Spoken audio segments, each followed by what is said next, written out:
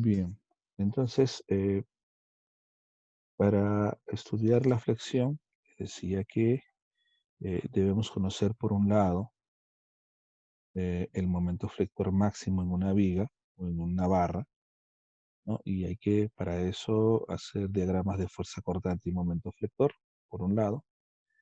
Luego, también necesitamos conocer los momentos de inercia, en este caso de áreas o secciones planas.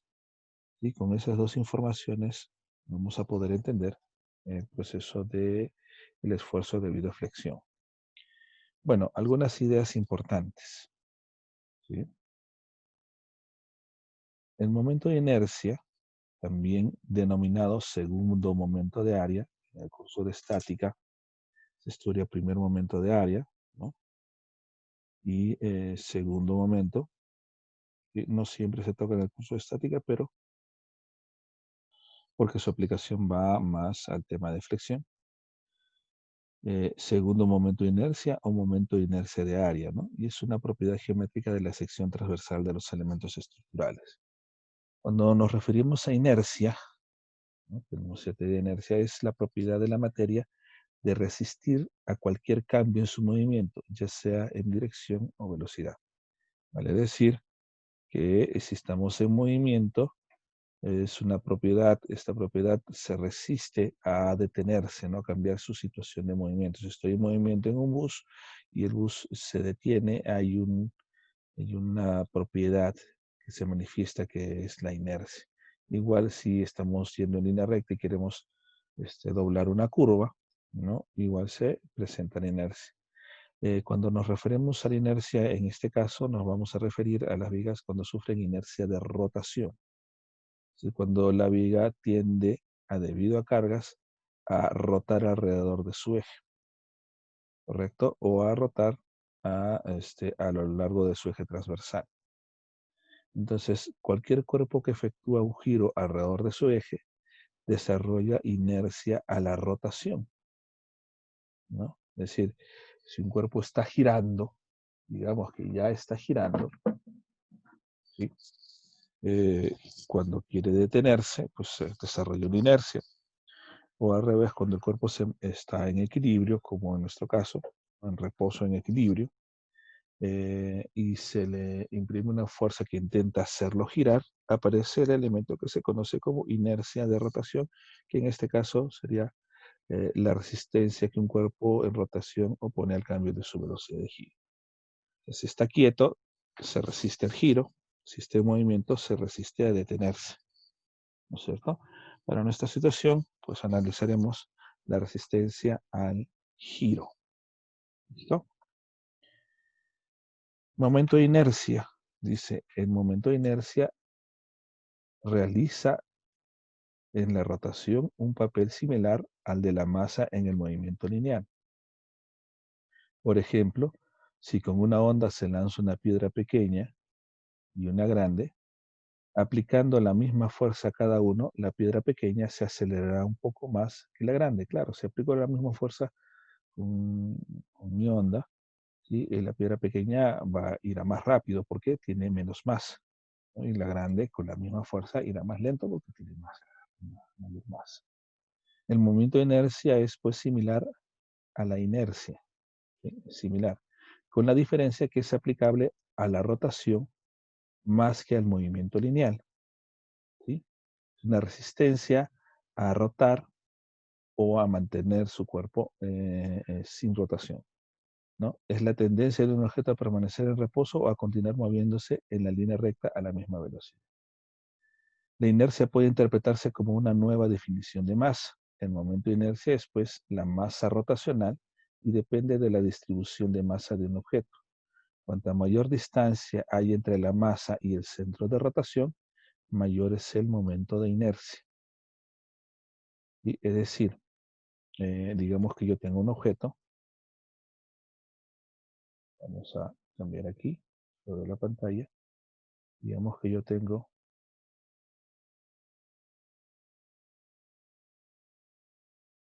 si se ve aquí, tengo un objeto como una botella. Depende de alrededor de qué eje quiero hacer la gira. Digamos que tengo atrás un eje por el medio de la botella y te intento hacer girar la botella alrededor de este eje, ¿ya? Si la masa, si esta masa se concentrase más cerca del eje de rotación, el momento de inercia es menor, es decir, gira con mayor facilidad. Si yo le imprimo un torque, digamos, esta botella va a girar con mayor facilidad. Pero si la masa se queda así como está ahorita, separo desde el eje, separo una masa hacia un lado y el otro, a mayor distancia del eje, si hay más masa, mayor inercia habrá. Por ejemplo, como una pesa, ¿no? Si tengo una varilla delgada y una pesa a un lado y del otro, intento hacerla girar. Primero va a ser muy difícil iniciar este giro y luego cuando esté girando va a ser muy difícil detenerla, ¿no es cierto? Entonces la inercia tiene que ver con la masa y su posición. Y su posición. Y podemos hacer aquí una idea. Vamos a usar lápiz un momento. Es decir, si este es el eje, ¿ya? Y tengo un objeto aquí alrededor de él, ¿correcto? Intento hacer girar este objeto. Como la masa está más concentrada cerca al centro de giro, el momento de inercia es pequeño. Pero si logro hacer que la masa se separe de la posición del centro, por ejemplo, así, una parte aquí, puede ser solo de un lado y también del otro, también, digamos así.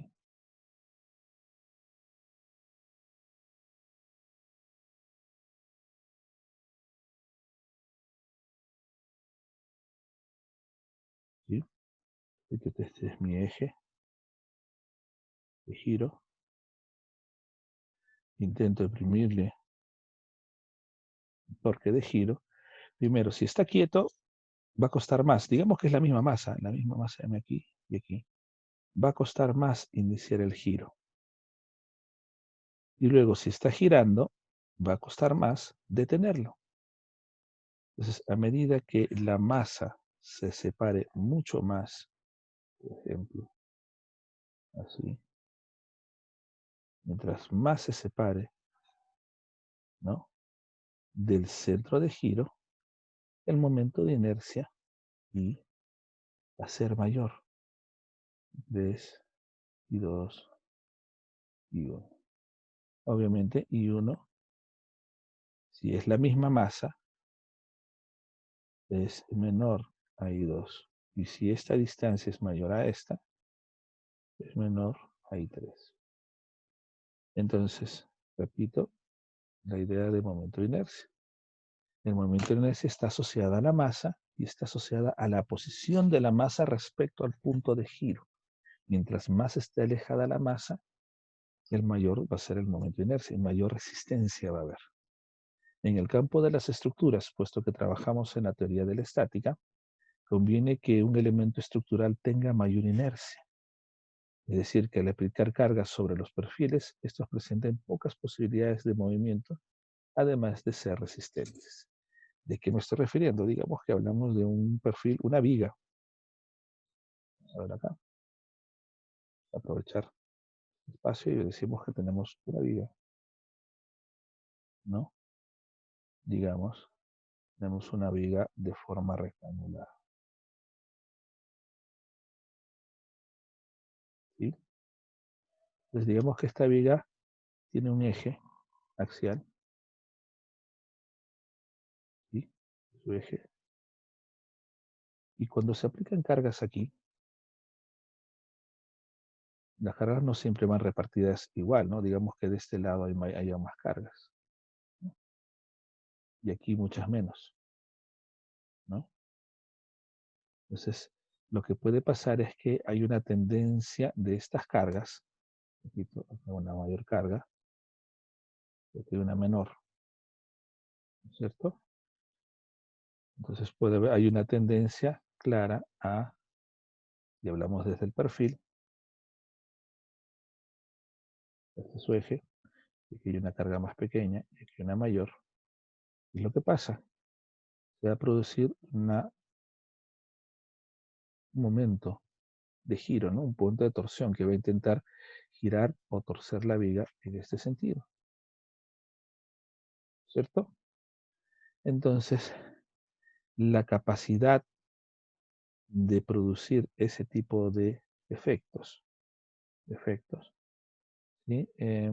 Depende del momento de inercia, es decir, de la forma de la sección transversal. Ya que este es el eje, depende de la forma en la cual está distribuida su masa alrededor del eje. Por ejemplo, si en vez de tener una viga de sección rectangular, tenemos una viga de forma en L, la capacidad de hacer girar esta viga, ¿no? Es distinta a la capacidad de hacer girar esta viga, ¿correcto? ¿Por qué? Porque su momento de inercia ha cambiado. Ahora, si este es el eje de giro y digamos tengo un perfil así, donde la mayor parte de su masa se concentra a una mayor distancia, el momento de inercia es mucho mayor porque hay más masa alejada, depende mucho de esta distancia y de este de aquí. Entonces, dependiendo del perfil del área, del momento de inercia, ¿sí? Va a cambiar su capacidad de mantenerse estable o no estable. Por supuesto, el caso de un soporte, una viga que tenga un área de sección circular, este momento de inercia es mucho menor y esta viga va a tender a girar, a torcerse con mayor facilidad que los otros dos. Digamos que en orden, este iría primero, este iría segundo, en capacidad, este iría tercero y esta cuarto. Esas capacidades las va a ayudar a determinar el momento de inercia. ¿Claro? Y tienen preguntas, pueden hacerlo. Entonces, para nosotros, el cálculo del momento de inercia, que puede tener cualquier connotación, nosotros vamos a calcular el momento de inercia de áreas planas. ¿Qué áreas? Básicamente las áreas de sección transversal, ya, de los perfiles de las barras o vigas en nuestros casos. ¿Sí? Bien, desde el punto de vista general, el momento de inercia o los momentos de inercia de un área cualquiera, ¿sí? Se expresan de la siguiente forma. Es I de X, I de Y. I de X se refiere al momento de inercia, digamos que se expresa de esta forma, a la capacidad de giro respecto del eje X. Y es el momento de inercia o a la capacidad de giro respecto al eje Y. Valga decir que el IX en esta figura, aunque no es tridimensional, también podemos hacerlo, de esta figura es la capacidad de que este cuerpo gire alrededor del eje X, ¿correcto? Donde este es el de giro. ¿Sí? Y, este sería correspondiente a IX. Y es la capacidad de que este objeto que parece una piedra gire alrededor del eje Y. Este sería para Y, donde hay, por supuesto, un radio, ¿no? Radio R, digamos, RY si se quiere decir. Y aquí había un radio RX. ¿Se entiende? El momento de inercia es la capacidad de giro, cuando digo IX, alrededor de un eje X. Así, es decir, que gire esta piedra por encima y por debajo del eje X, alrededor, como si estuviese sujeta por una cuerda al eje X. Y es la capacidad de giro, digamos, ¿no? La inercia, ¿no? Al giro, si se puede decir así, alrededor del eje Y. ¿Correcto? Entonces, Y está representada por la integral de Y cuadrado por el diferencial de área, donde Y es la función en términos de X, f de X, de los límites de esta área, ¿sí? de esta línea. ¿Correcto? Bueno, dado que el diferencial de área aquí es este, ya es el elemento que se selecciona, ¿sí? Y es la función de variación. La integral va a dar, ¿no? Va a dar el momento de inercia de todo este elemento.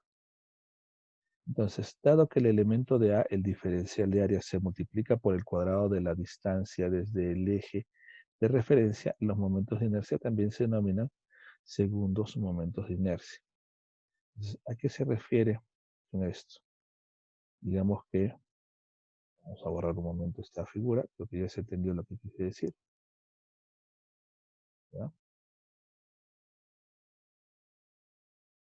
Cuando yo selecciono un elemento diferencial de A, voy a ponerlo en rojo, ¿sí? De A, este cuadradito, se encuentra respecto al eje X, vamos a calcular el IX, ¿no? IX, digamos, para este elemento. O sea, como es un elemento pequeñísimo, es un elemento infinitesimal, IX. Digamos que el IX es de este cuadradito. Sería igual a Y, donde Y es la distancia desde el eje hacia la posición. Observen, esto es IX y es Y, digamos, el radio alrededor del cual va a girar, ¿entiende? ¿Sí? Al cuadrado por el área de este cuadradito, por supuesto. Ahora, ya que el cuadradito no es un área, sino un diferencial de área, se coloca simplemente aquí y es un diferencial de ahí. Entonces, para hallar de todo este elemento, voy a tener que sumar los pequeños cuadraditos con sus pequeñas posiciones. Digamos que este es Y1, esta va a ser su posición Y2, y voy a analizar. Entonces, esto es una integral. A eso se refiere, ¿no? Y la integral de este elemento, por supuesto, que va a dar el IX total. De ahí sale.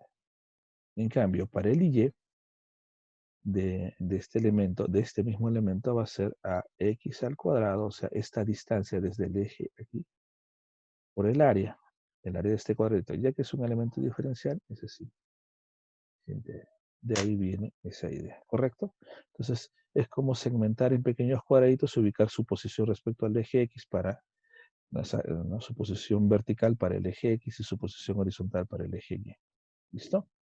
El momento de inercia se calcula como una capacidad de girar o la facilidad con la que podrías, la inercia, el giro. Y para el giro, respecto al eje, necesito una distancia. Entonces, vamos a un poco más real, un caso más real, tenemos una sección rectangular. Entonces, para realizar estas integrales, ¿no? El diferencial de área ya no es un cuadradito, sino se selecciona de una forma un segmento rectangular que es diferencial de área, que vamos a ver aquí en el celeste más resaltado, ¿no? Dado que el elemento de A se multiplica por el cuadrado de ¿la distancia cuál es? Bueno, dependiendo de lo que voy a calcular. Por esta notación estoy viendo que estoy tratando de calcular el momento de inercia IX o IY. ¿Qué me dicen ustedes? Según esta gráfica, ¿qué estoy calculando? ¿IX o IY? ¿O qué intento calcular? ¿Mm? ¿IY? ¿Seguros? Miren, o sea, este rectangulito de aquí, imaginariamente, debo pensar en que lo voy a hacer girar alrededor de un eje. No es alrededor del eje Y, sino va a girar. A ver si lo puedo trabajar en otra perspectiva. Digamos que dibujo este segmento rectangular así. ¿Ya? Vemos que tiene un fondo. De momento no me interesa. ¿Sí?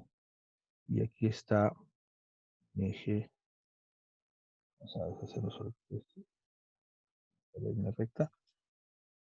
Aquí está mi eje X, X. Mi eje Y está aquí. ¿Sí? Entonces, este elemento lo voy a hacer girar alrededor del eje X. ¿Sí? Este va a volar alrededor, como una abeja alrededor del eje X. Es IX. Como podría hallar IY. y Y tendría que seleccionar un elemento diferencial de esta forma, ¿no es cierto? Y tendría que girar alrededor del eje Y. ¿Me entienden? Ahí parece una contradicción, pero no lo es. Revisemos la idea. ¿Ya? Y X, y X trabaja con las distancias Y, con las distancias Y. Y trabaja con las distancias X. ¿Está bien?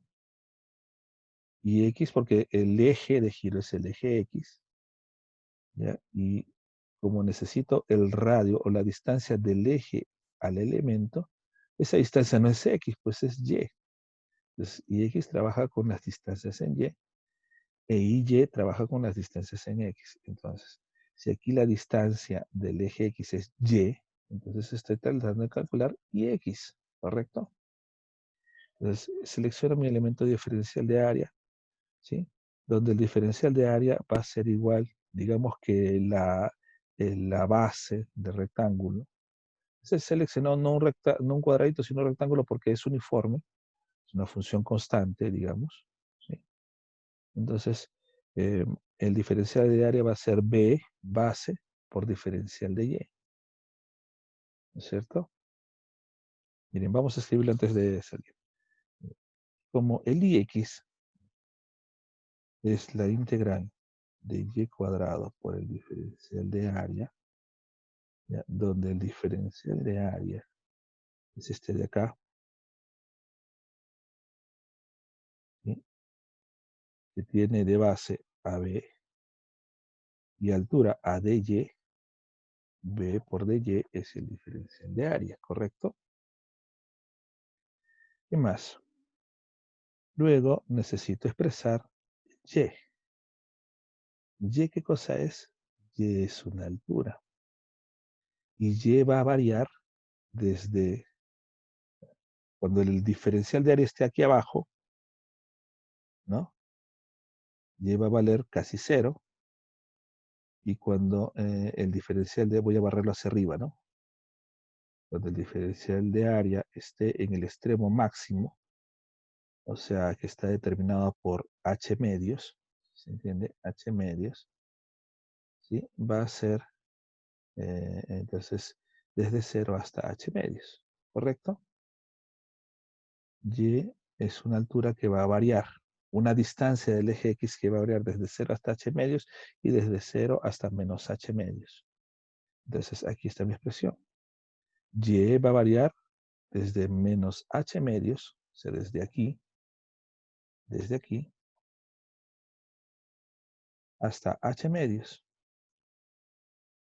Aquí está mi expresión. Y está bien sencilla, ¿no? El diferencial de área es B por diferencial de Y. Y esa integral es fácil porque ya que B es constante, ojo, entonces el B es un valor constante de la base, lo único que varía es la distancia desde el centro a cada uno de los elementos hasta llegar a H medios por debajo y H medios por arriba. La integral queda como I de X a BH cubo sobre 12, ¿no? Porque Y cuadrado es al cubo sobre 3, reemplazando en H, H medios al cubo, ¿no? Dale BH cubo sobre 12.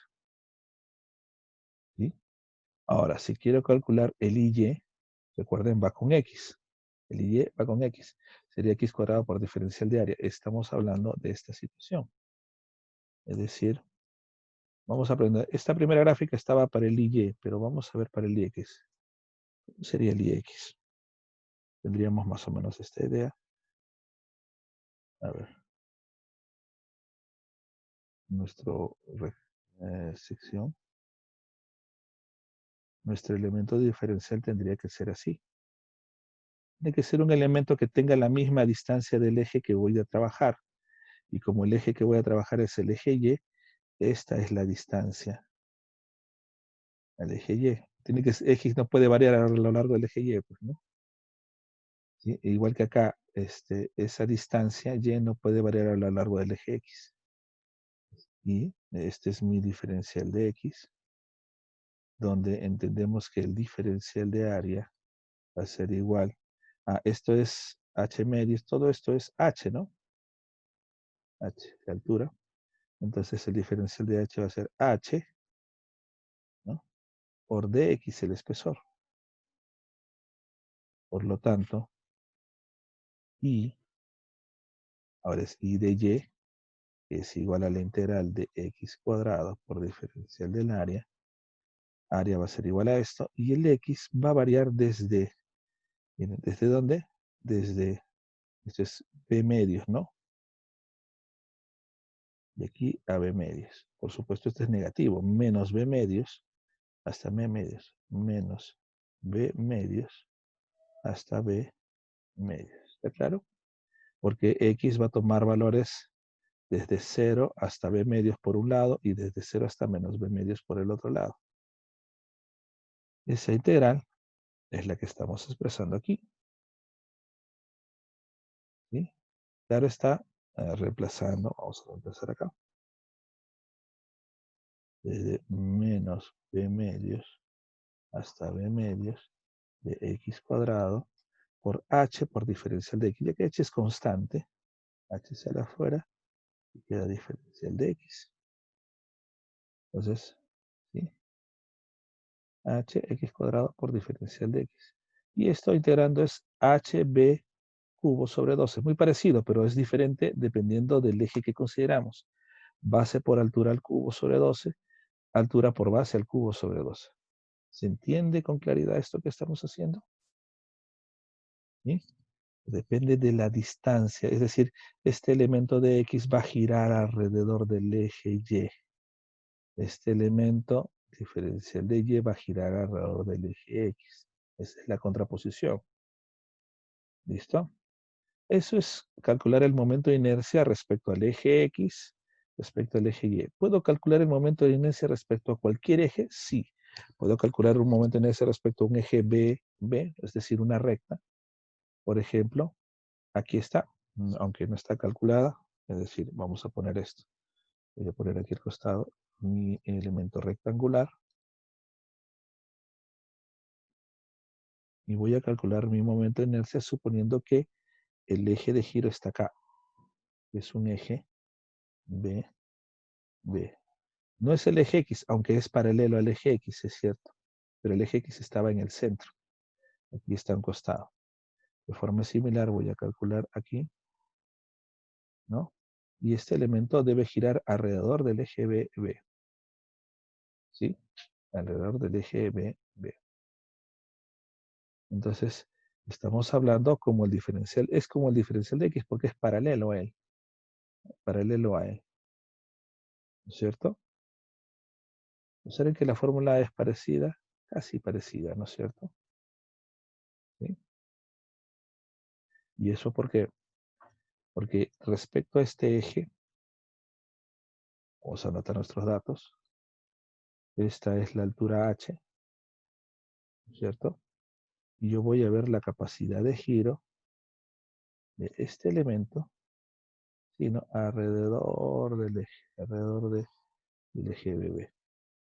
Entonces, la distancia, esta va a variar desde 0 hasta un valor h, ¿no? 0 es aquí y h es acá, ¿cierto? Entonces me decimos mi momento de inercia no es respecto al eje X, pero es respecto a un eje paralelo al eje X, así que tiene esa similitud. No le vamos a poner eje X, pero sí respecto al eje B es igual y tiene similitud a esta de acá arriba, y cuadrado por diferencial de área, digamos. Nuestra variable es y, cuadrado por diferencial de área, donde nuestra y, por ponerle cualquier valor, puede ser cualquier símbolo en realidad, nuestra y va a variar desde 0 hasta h. Y nuestro diferencial de área, pues le vamos a poner de y. Puede haber sido cualquier otro símbolo, ya que no es exactamente, puede haber sido a alfa, no sé, diferencial de área. Entonces, esto va a quedar, ¿sí? Observen, el diferencial de área, esto va a ser el y cuadrado, el diferencial de área va a ser, esto sigue siendo b, la base por diferencial de y, integral de 0 a h, ¿correcto? Y ese resultado, y miren, es bh cubo sobre 3. ¿Qué ha cambiado? ¿Por qué es distinto? Antes era sobre 12 y este sobre 3. ¿Dónde hay mayor momento de inercia? ¿En IBB o en IX? ¿Dónde hay mayor momento de inercia? ¿En IX o en IBB? IBB. En IBB, claro. ¿Por qué? Porque, claro, este es sobre 12, ¿no? 3, 12. Claro, sobre 3 es mucho mayor, ¿no es cierto? Es BH cubo sí, pero sobre 12. ¿Por qué? Porque como yo les decía, ¿sí? Lo que importa es la distancia desde el eje, o sea, cuánta masa o qué tan distanciada está la masa hasta su extremo del eje. Aquí el máximo distanciamiento en el eje X de la masa es h medios, ¿no? Por arriba y por abajo, h medios. En cambio, el máximo distanciamiento aquí es h, mucho mayor, ¿no es cierto? ¿Sí? Entonces depende de la distancia del eje de giro. Mientras más distante esté la masa, mayor va a ser su momento de inercia. ¿Ya claro? Sí, entonces nos queda este tema de la sección rectangular nos queda claro porque va a ser la misma fórmula para los casos. Si quiero, ¿no? Repito, BH cubo sobre 12, BHB cubo sobre 12 para el Y. Hay que recordar esos detallitos, ¿ya? Miren, ¿sí? Entonces, cuando el eje de giro es el eje Y, se miden las distancias X. Cuando el eje de giro es el eje X, se miden las distancias Y. B, que es paralelo es a esta, ¿no? Al eje X, se miden las distancias Y también. ¿Listo? Con esta idea podemos trabajar el momento de inercia de un área compuesta. Es decir, ¿qué pasa si yo no tengo una sección rectangular? Tengo una L, como les decía aquí, ¿no? Una L, ¿no? Pero una L está conformado por dos, dos rectángulos, ¿no es cierto? Dos rectángulos, ¿no? Un detalle antes de avanzar. ¿Qué tal si yo calculase? Voy a ponerlo por aquí a un costadito. Miren, eh, vamos a usar,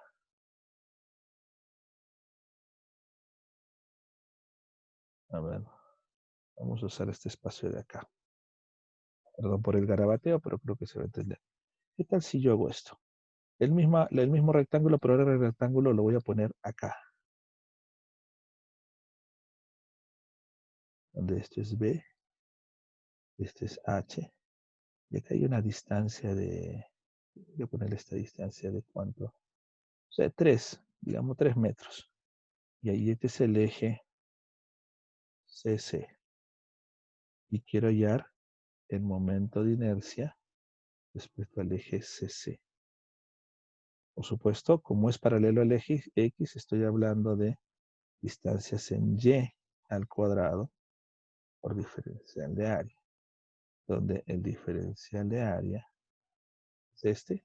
Si decimos que esto es y este espacio es diferencial de ¿ya? Y va a variar de dónde a dónde. Solo quiero saber la variación. ¿De dónde a dónde va a variar Y?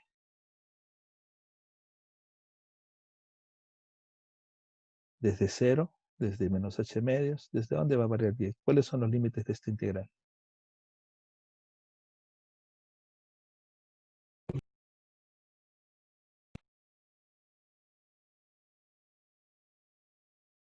¿Qué me dice? ¿Mm? Desde 3, Desde 3 hasta, 3 más h. Sí. hasta 3 más h. ¿Sí me entiende? Estoy viendo la distancia. Esta distancia es Y. Pero la menor distancia de Y es 3. Y la mayor distancia de Y es 3 más h. No puedo ponerlo desde 0 porque aquí no hay masa. Acá no hay masa. Así que si yo le pongo desde 0 es como si el rectángulo fuese hasta acá abajo. No lo es. El resto va a ser lo mismo, ¿no? El diferencial de área va a ser B por C, va a ser así, ¿no? Desde 3 hasta 3 más h por Y cuadrado y el diferencial de área va a ser B, ¿no? La base por el diferencial por de Y. Pues solo estamos hablando de esto, el diferencial de área. Este es mi diferencial de área. Entonces, ya, y simplemente despejamos base. desde 3 a 3 más h de y cuadrado por el diferencial de y, etcétera, etcétera. ¿Listo? ¿Sí? Hay que decir, para elementos rectangulares esa es la idea. Creo que si fuera respecto a un eje vertical de y, depende de la distancia y de dónde variar en x, por supuesto. ¿Ya? Entonces, ¿qué pasa si tenemos un área compuesta? Si está compuesta por rectángulos, como este tubo cuadrado, que son en sí rectángulos, si los partimos son rectángulos, o este ángulo, no es un ángulo, es un tubo con perfil en C. Entonces, lo que vamos a tener que hacer es trabajar con áreas, ¿ya? Con respecto a cualquier eje particular, es la suma de los momentos de inercia de sus partes con respecto a ese mismo eje. Un ejemplo es la sección de la caja hueca que se muestra en la figura acá, ¿sí? Donde los ejes X y Y son ejes de simetría en el centroide C. Obviamente este es el centroide, ¿no? El centro de gravedad, ¿no? Normalmente, para nuestro caso particular, o sea, ojo que aquí hemos calculado de forma muy genérica para un eje en X, que está justo en el medio, para el eje Y, que también está en el medio, o sea, aquí hemos calculado el momento de inercia respecto a un eje horizontal que pasa por su centroide. Aquí hemos calculado el momento de inercia respecto a un eje vertical que pasa por su centroide también.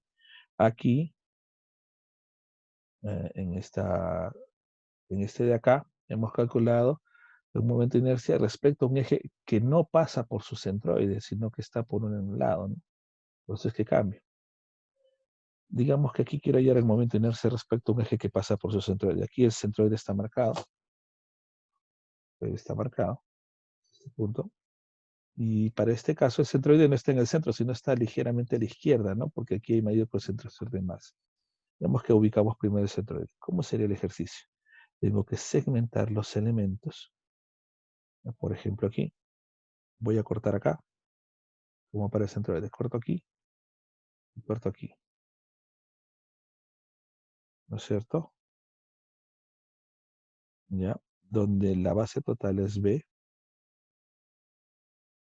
¿sí?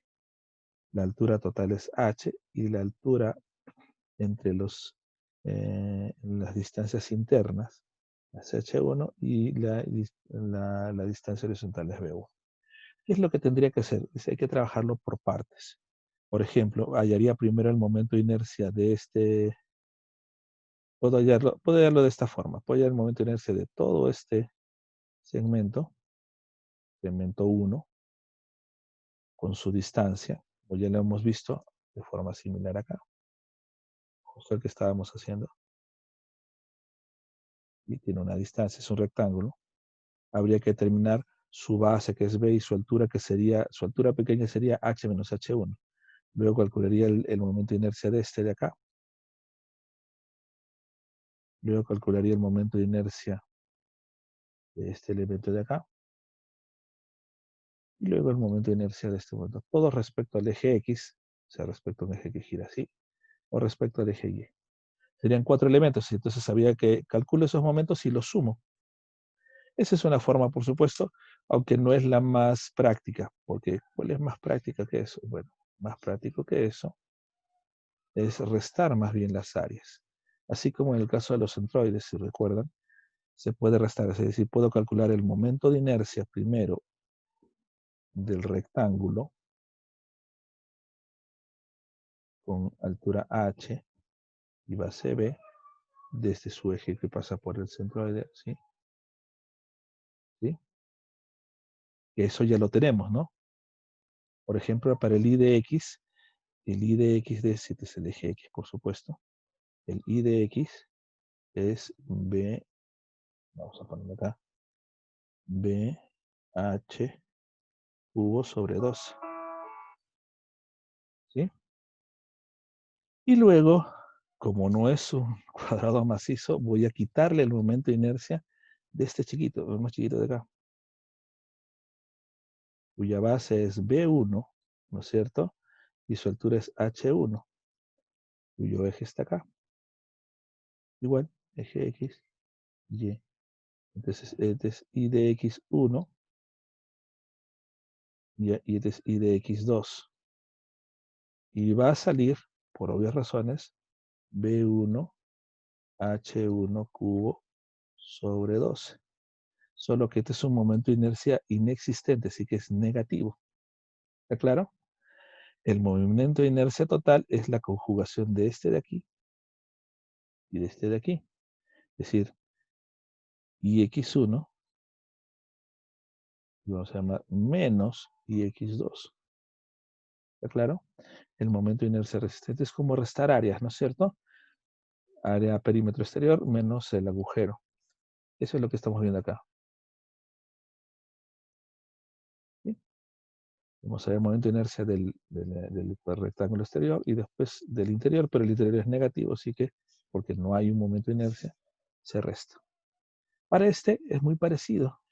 Tendríamos que trabajar el momento de inercia de esta área, donde esto es B, H, y luego calcularía el momento de inercia en negativo, por supuesto, de, acá voy a borrar, ¿ok?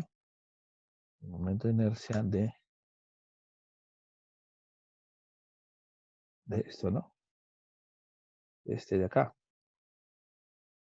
donde esto es B1 y esto es H1, ¿no?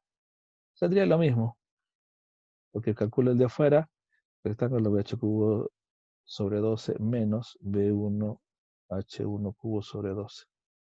¿Correcto? Si tengo elementos de forma rectangular, ya que tengo el valor del momento de inercia de un rectángulo, que es BH cubo sobre 12 para IX o HB cubo para Y, podemos calcular el momento de inercia de áreas compuestas, sumando. Y así podemos calcular el momento de inercia de perfiles o de áreas. Con estas áreas en realidad son los perfiles, ¿no? Las secciones transversales.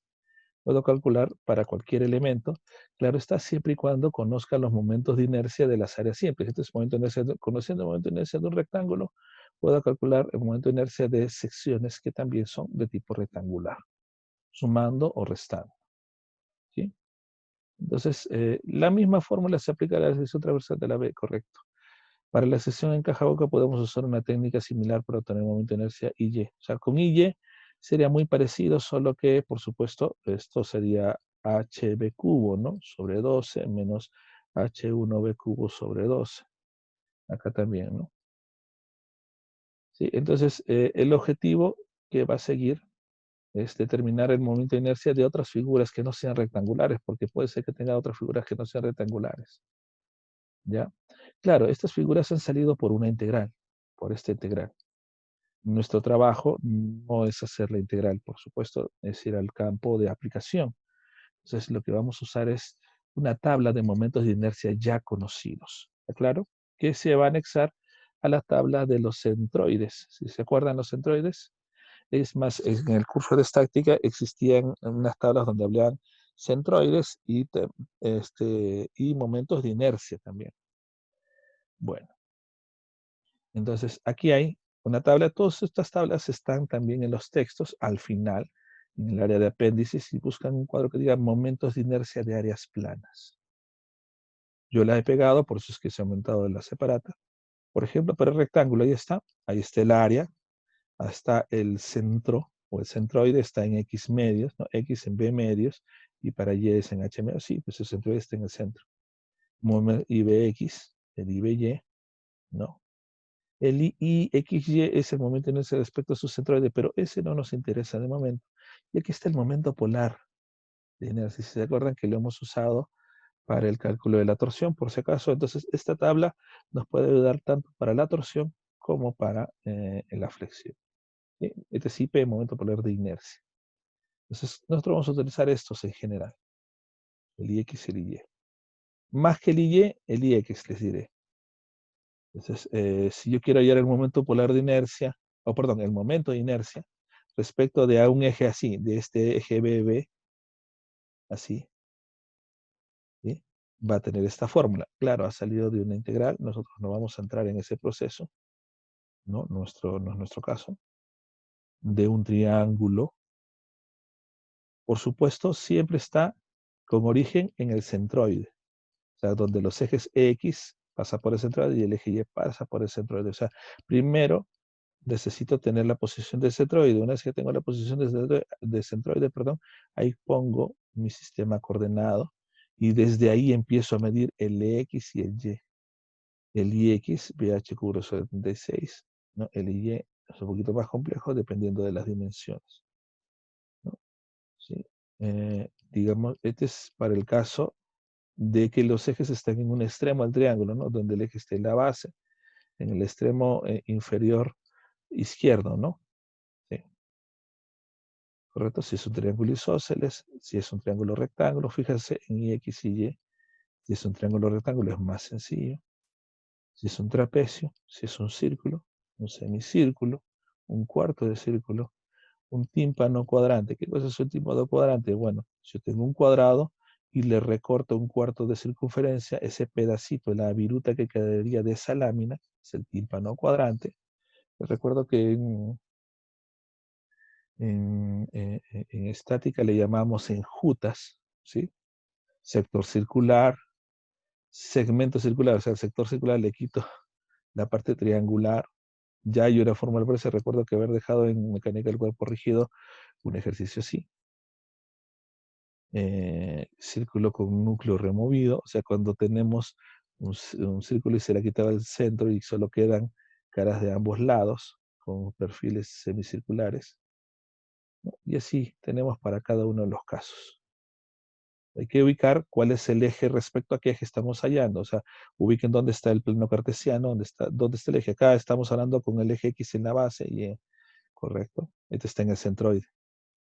Es para un tubo. Generalmente vamos a usar de tubos, de, de circunferencias, porque nuestros elementos están basados en esas líneas triangulares. Más que nada rectángulos, ¿no? Tubos, segmentos de tubo, rectángulo angosto, angosto. El polígono, digamos, es un eje hexagonal. Bueno, dice con n lados. Depende de lados, o sea, puede ser hexágono, pentágono o más lados. Depende del número de lados, también vamos a encontrar el valor. ¿Correcto? Aquí un ejemplo rápido. ¿Hasta aquí hay alguna pregunta? ¿Alguna duda?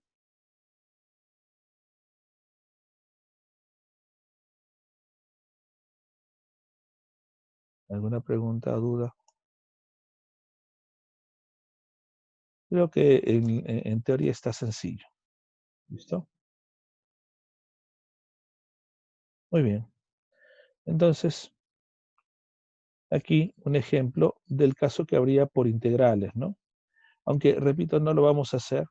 ¿Sí? Está resuelto ahí, se establece el diferencial, todo elemento. Y bueno, nos va a salir esta fórmula.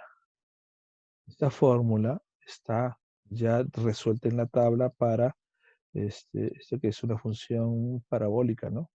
A ver, un cuarto de parábola.